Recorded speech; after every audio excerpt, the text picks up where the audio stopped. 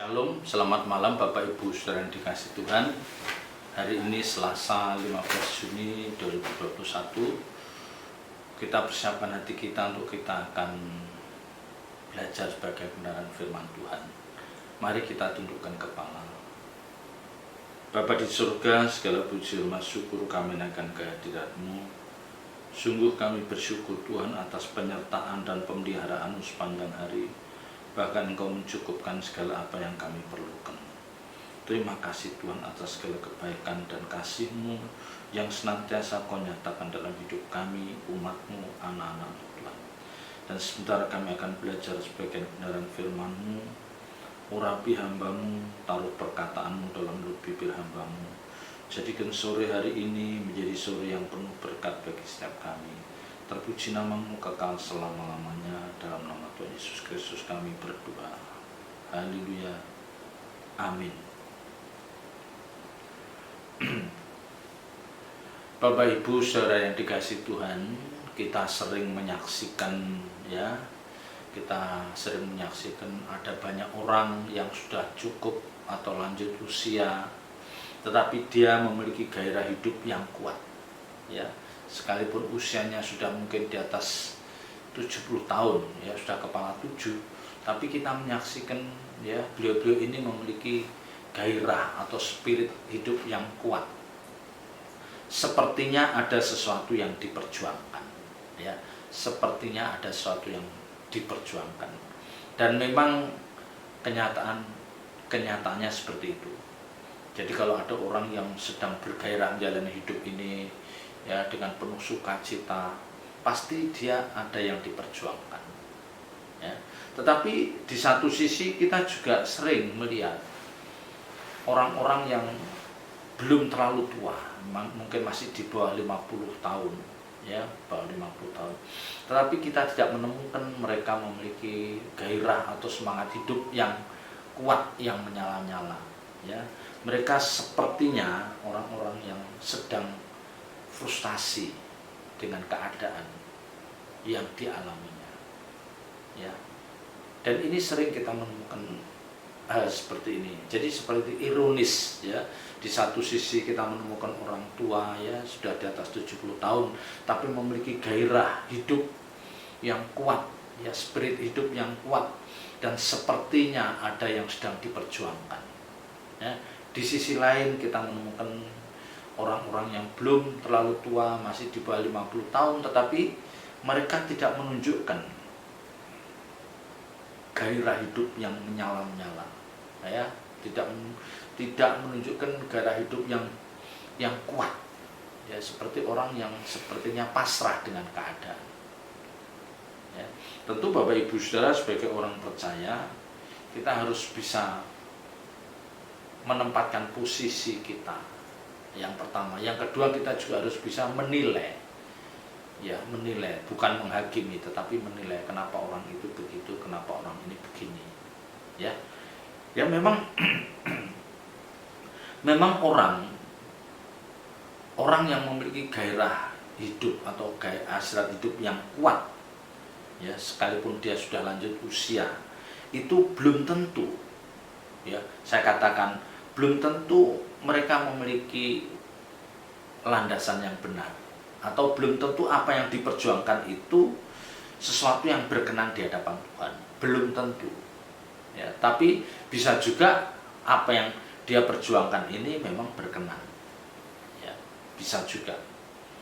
Karena ada banyak faktor yang membuat orang itu begitu bergairah menjalani hidup ini di usia senja. Ada banyak faktor yang menyebabkan orang ini bergairah menjalani hidup ini di usia senja.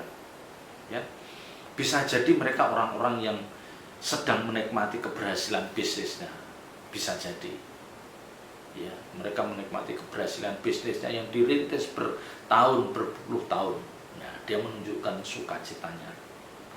Atau mungkin dia mendapatkan kepercayaan yang baru, dari perusahaan mana, sekalipun usia sudah 75, 77, tetapi masih ada orang yang memakai tenaganya, keahliannya, bisa. Atau bisa juga mereka adalah orang-orang yang mungkin baru mendapatkan pasangan hidup yang baru, ya mungkin karena pasangan hidupnya sudah dipanggil Tuhan, terus dia ternyata ingin nikah lagi. Bisa jadi mereka menjadi orang-orang sepertinya, ya sepertinya menjalani hidup itu begitu bergairah. Nah, Bapak Ibu Saudara yang dikasih Tuhan, bagi kita orang percaya mestinya menjalani hidup yang bergairah itu tidak mengenal usia, ya baik kita dalam usia muda atau setengah muda atau menjelang tua, bahkan usia kita lanjut, mestinya kita tetap bisa menunjukkan bahwa kita memiliki gairah hidup, ya spirit hidup yang positif. Dan ini harus bisa diperagakan oleh orang percaya, ya orang dunia harus melihat bahwa oh ini orang bapak ini, ibu ini sebagai orang percaya pantas diteladani, ya karena memiliki gairah hidup yang kuat, tetapi dengan landasan yang benar. Nah ini ya, dengan landasan yang benar, ya. Jangan gairah hidup yang kuat, ya kelihatan sukacita, ya tetapi landasannya salah, ya landasannya salah. Misalnya dia hanya ingin menikmati keindahan dunia karena bisnis yang dirintis baru menghasilkan ketika dia berusia 75 tahun mungkin, ya. Sehingga kekuatan dari dalam dirinya untuk menikmati keindahan dunia itu kuat. Nah ini yang salah, itu yang salah. Tetapi Bapak Ibu Saudara dan saya sebagai orang percaya, kita harus tetap memiliki gairah hidup yang kuat, tetapi landasannya benar. Kalau landasan, ya kalau gairah hidup kita landasannya adalah kebenaran firman Tuhan, pasti akan membawa kita ke arah yang positif, ya. Jadi kita memiliki landasan kebenaran yang memadai, sehingga arah hidup kita tidak salah. Jadi kalau kita bergairah, kita menunjukkan suatu sukacita, ya itu karena apa? Karena sebagai orang percaya kita menyadari bahwa rapot hidup kita itu sesungguhnya masih buruk, ya masih jelek atau kurang bagus. Nah, kita menyadari hal ini ketika kita sudah di ujung senja, misalnya sudah usia 60 tahun baru sadar, waduh ternyata rapot hidup kita nggak bagus. Nah, untuk menebus masa lalu kita yang kurang bagus, kita menjadi orang-orang yang bergairah, ya mencari Tuhan. Bagaimana dia terus menggeliat untuk bisa menggelar hidup, tetapi hidup ini adalah hidup yang landasannya adalah kebenaran firman Tuhan, ya, landasannya kebenaran firman Tuhan. Nah, ini yang positif, ya. Jadi bagi Bapak Ibu Saudara dan saya sebagai orang percaya itu tidak boleh peragaan hidup kita disaksikan banyak orang seperti orang yang tidak bergairah, seperti orang yang frustasi. Tidak boleh, ya. Karena bagi orang percaya yang benar, orang percaya yang mengerti kebenaran firman Tuhan dengan lengkap, kita itu tidak mengenal namanya kegagalan, tidak mengenal. Ya, kegagalan yang sesungguhnya itu kita tidak mengenal. Dan di dalam diri kita, orang percaya itu tidak boleh, rasa frustasi itu tidak boleh menghadapi orang percaya, putus asa, nggak boleh. Ya, tidak boleh orang percaya putus asa sampai nggak mau melakukan apapun, ya, tidak boleh. Kita tidak bisa menjalani hidup seperti itu, ya. Jadi sekalipun kita menghadapi masalah, orang lain menilai bahwa kita itu gagal, orang lain menilai bahwa kita akan frustasi, ya. Tetapi di dalam diri kita tetap menjalani hidup ini dengan visi yang benar. Karena landasannya adalah firman Tuhan yang menjadi asupan bejana jiwa kita, ya. Ya, jadi satu-satunya kegagalan orang percaya itu adalah Kalau ini boleh dikatakan ya, kalau boleh saya katakan, satu-satunya kegagalan orang percaya itu adalah ketika mereka gagal menemukan jalan pulang ke rumah Bapa di surga. Ya, ingat, satu-satunya kegagalan orang percaya adalah ketika mereka gagal menemukan jalan pulang ke rumah Bapa di surga. Artinya mereka menjalani hidup dengan arah yang salah. Nah, inilah kegagalan yang sejati bagi orang percaya. Karena kegagalan ini bisa membawa mereka masuk dalam api kekal, masuk dalam kebinasaan. Kalau kita hanya kehilangan pekerjaan di PHK, itu bukan satu kegagalan. Karena banyak orang lain di luar Kristen juga mengalami hal yang sama. Ya, misalnya kita dikhianati pasangan hidup kita. Ya, kita kawin sudah 20, 30, 40 tahun, kita dikhianati pasangan hidup kita. Kita ditinggalkan. Ya, dia memilih mencari pasangan hidup yang baru. Itu bukan satu kegagalan. Jangan itu dianggap sebagai kegagalan. Jangan itu seolah-olah membuat kita seolah-olah langit itu mau runtuh dan kita tidak memiliki masa depan. Itu salah besar. Ya. Atau misalnya kita diperlakukan dengan tidak pantas, tidak adil oleh keluarga besar dari pasangan hidup kita. Waduh, kita menjadi orang yang tidak bernilai, gagal, salah. Ya, bahkan mungkin bisnis kita bangkrut, ditipu orang. Ya, itu bukanlah suatu kegagalan bagi orang percaya yang mengerti kebenaran firman Tuhan. Ya, dan itu bukanlah hal yang pantas untuk kita ratapi. Itu bukanlah suatu hal yang pantas untuk kita ratapi. Ya, dikhianati pasangan hidup kita, ditinggal kawin lagi, sudah tidak pantas untuk kita ratapi. Ya, pasangan hidup kita itu tidak lebih bernilai daripada Tuhan, daripada Allah Bapa. Ya, karena penghiburan satu-satunya adalah ada di tangan Allah Bapa di surga yang mulia Tuhan Yesus Kristus. Pasangan hidup kita, anak kita, menantu kita itu sering mengecewakan kita. Dan itu jangan dianggap sebagai kegagalan. Salah besar. Kegagalan kita itu adalah ketika kita gagal menemukan jalan pulang menuju ke rumah Bapa. Itulah gagal kita. Ya, karena kalau orang percaya tidak menemukan jalan pulang ke rumah Bapa di surga, artinya dia sedang berjalan menuju kebinasaan. Jangan kita meratapi hal-hal itu. Ya, keadaan-keadaan yang tidak ideal, yang membuat kita tidak nyaman, yang membuat kita menderita, yang membuat kita seringkali berkeluh kesah, ini seringkali diizinkan Tuhan terjadi. Ini untuk memperbaiki karakter kita yang kurang baik. Ya, itu diizinkan Tuhan untuk memperbaiki karakter kita yang kurang baik. Mungkin selama ini kita meremehkan, ya, menganggap tidak penting persekutuan dengan Tuhan.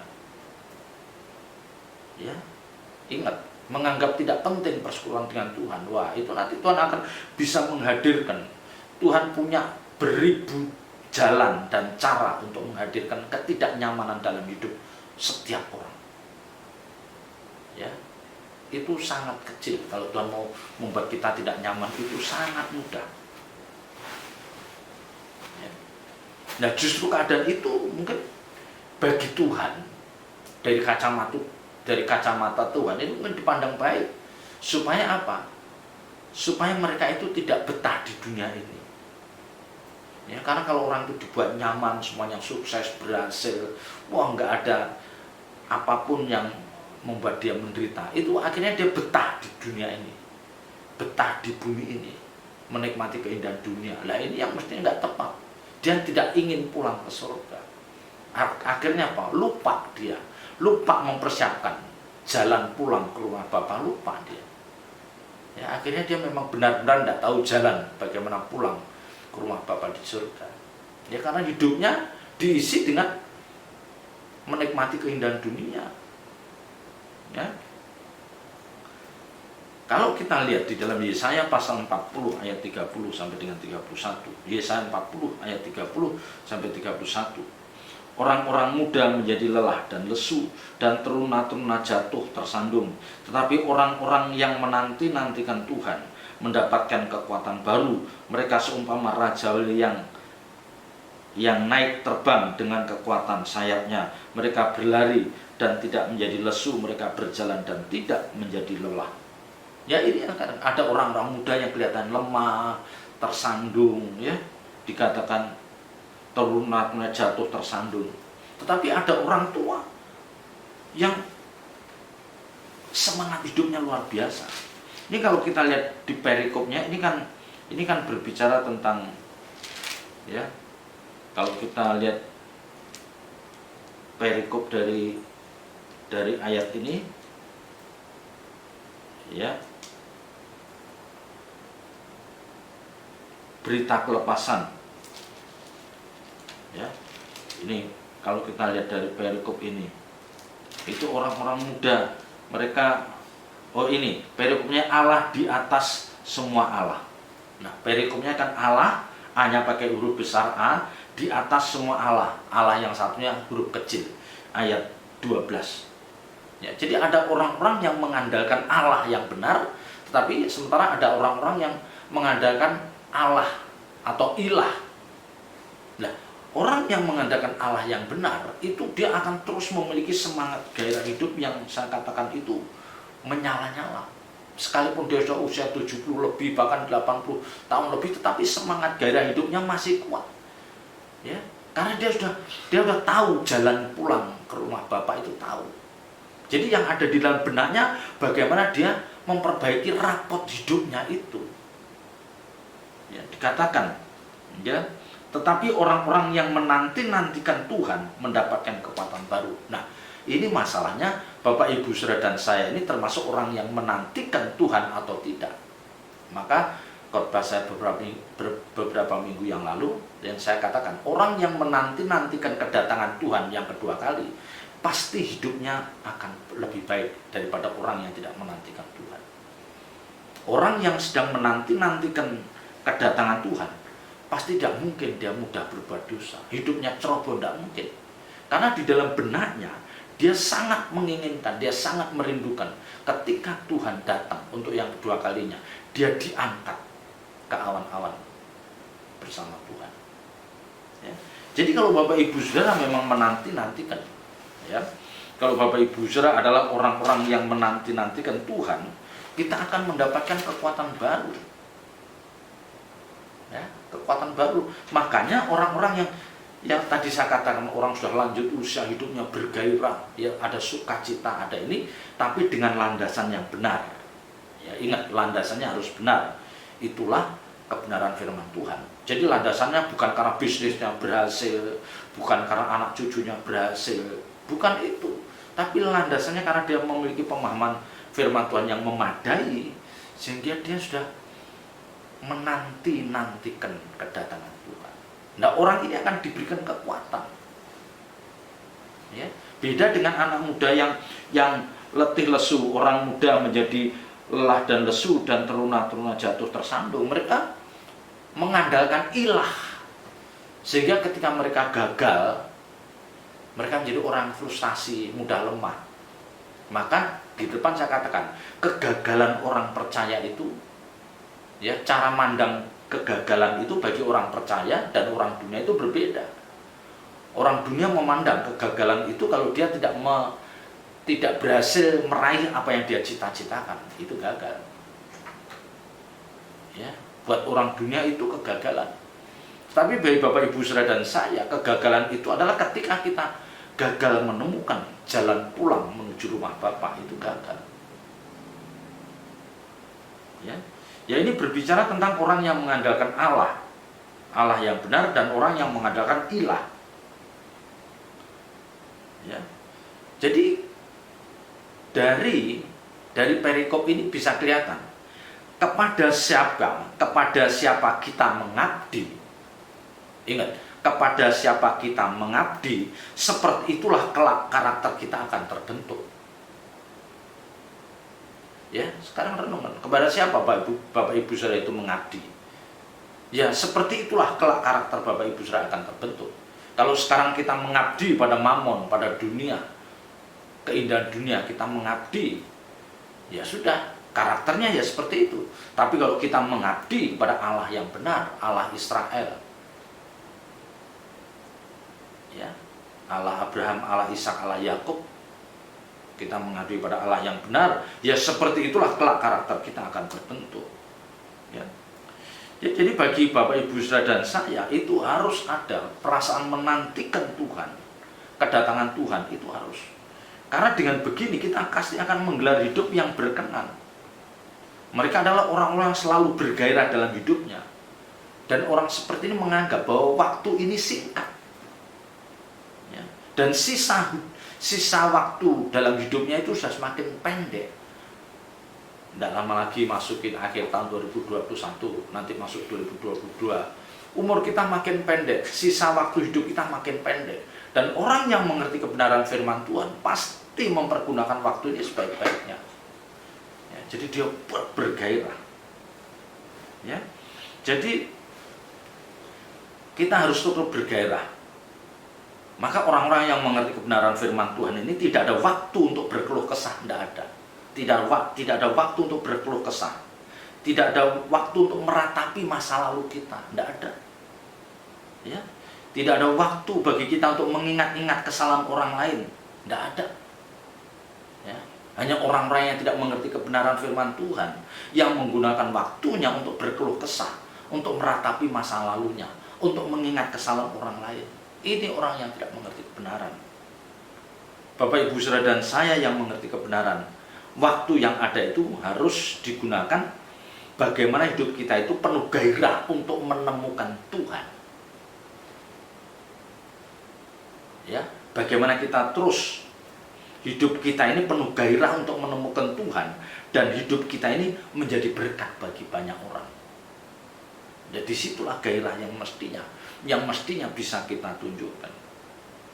Ya, jadi ketika Bapak Ibu Saudara sudah di ujung, ya, di usia senja, di ujung kehidupan ini, berkeluh kesah, meratapi masa lalu atau mengingat kesalahan orang lain, itu tindakan sia-sia. Itu tindakan sia-sia yang akan membuat muka Bapak Ibu Saudara akan selalu kelihatan muram, tidak ada sukacita. Ya, itu tindakan sia-sia. Ya, tindakan sia-sia, jangan lakukan itu. Ya. Dan kenyataannya kita akan menemukan orang-orang yang sudah lanjut usia dengan berbagai perangai. Ya, dengan berbagai perangai atau wajah yang ditampilkan. Ada yang udah rileks, ya, udah nggak ada beban apa-apa, tapi ada masih yang wajahnya masih, dahinya masih berkerut, seperti ada sesuatu yang dipikirkan. Ya, itu sudahlah kita lepaskan semuanya. Ingat, ya, jangan Bapak Ibu Saudara merasa gagal. Ya, karena gagal kita itu kalau kita gagal menemukan jalan pulang menuju rumah Bapak, itu gagal kita. Ya, kalau misalnya anak kita tidak berhasil, ya udahlah, kita terima. Cucu kita gagal, ya udahlah, kita terima. Ya, kita bersyukur, kita berikan dia penghiburan, kita bangkitkan semangatnya, sudah. Bahkan ketika ditinggalkan pasangan hidup kita, jangan kita meratap seolah-olah langit mau runtuh. Waduh, itu menyedihkan. Ya, nanti pasangan hidup kita senang melihat kita begitu. Wah, dia puas, tapi kita tetap tegar. Ya, ini yang perlu menjadi fokus kita. Mari kita tetap memiliki gairah. Dikatakan, ya, mereka seumpama raja yang naik terbang dengan kekuatan sayapnya. Mereka berlari tidak menjadi lesu, mereka berjalan dan tidak menjadi lelah. Artinya Bapak Ibu Saudara melakukan apa saja kalau itu untuk kepentingan Tuhan, untuk menjadi berkat bagi banyak orang. Bapak Ibu Saudara tidak pernah merasa lelah, tidak pernah merasa jemu berbuat baik. Ya. Sekalipun kita sudah dikhianati, dirugikan, tapi kita tetap bisa tulus dan memeluk orang itu dengan luar biasa. Ya, ini yang akan membuat berbeda. Ada perbedaan antara orang yang mengenal kebenaran firman Tuhan, yang menyembah Allah yang benar, dengan orang yang tidak memiliki pemahaman firman yang lengkap. Dia menyembah ilah dunia ini. Ini yang perlu kita pahami. Apalagi kalau Bapak Ibu Saudara sebagai orang tua, sebagai oma, sebagai opa, peragaan hidup Bapak Ibu Saudara itu akan dilihat anak cucu menantu, dan itu penting. Ya, karena kita tidak hanya ngomongin ya, nuturin menjadi nasihat, tetapi kita juga memberi contoh. Ini loh, orang tuamu ini tegar, omamu itu tegar, opamu itu tegar. Ya, tidak seperti orang yang frustasi, tidak seperti orang yang loyo, enggak, tapi tetap tegar, tetap bergairah. Sukacita selalu memancar dari diri kita. Karena bagi orang percaya itu tidak ada yang namanya kegagalan, itu tidak ada. Kecuali gagal menemukan jalan pulang ke surga. Jadi jangan sampai kita gagal menemukan jalan ke surga, karena itu menentukan nasib kekal jiwa kita. Ya, ini maka saya tidak bosan, tidak jemu-jemu saya terus mengatakan, ayo banyak-banyak kita mendengar firman Tuhan. Ayo bangkitkan gairah kita untuk membangun persekutuan dengan Tuhan. Temukan Tuhan. Ya, bagaimana semakin usia kita semakin bertambah, gairah kita menemukan Tuhan semakin kuat. Ya, lemah lembut kita semakin kuat. Kasih kita semakin bisa dirasakan oleh banyak orang. Tutur kata kita sudah tidak ada yang melukai selama kita. Kita sudah mulai melepaskan semua. Kita tidak boleh punya ambisi-ambisi yang bisa menenggelamkan kita. Ya, yang bisa menenggelamkan kita dalam hidup yang yang menyedihkan, yang mempermalukan Tuhan. Jangan itu kita lakukan. Selamat berjuang. Tuhan Yesus memberkati. Bapa di surga, kami bersyukur atas berkat firman-Mu. Meteraikan firman-Mu dalam setiap hati kami dan ajar kami melakukannya. Roh Kudus tolong setiap kami, mampukan kami untuk hidup benar di hadapan-Mu. Terpuji nama-Mu kekal selama-lamanya. Dalam nama berkat Tuhan Yesus Kristus kami berdoa dan mengucap syukur, haleluya. Amin.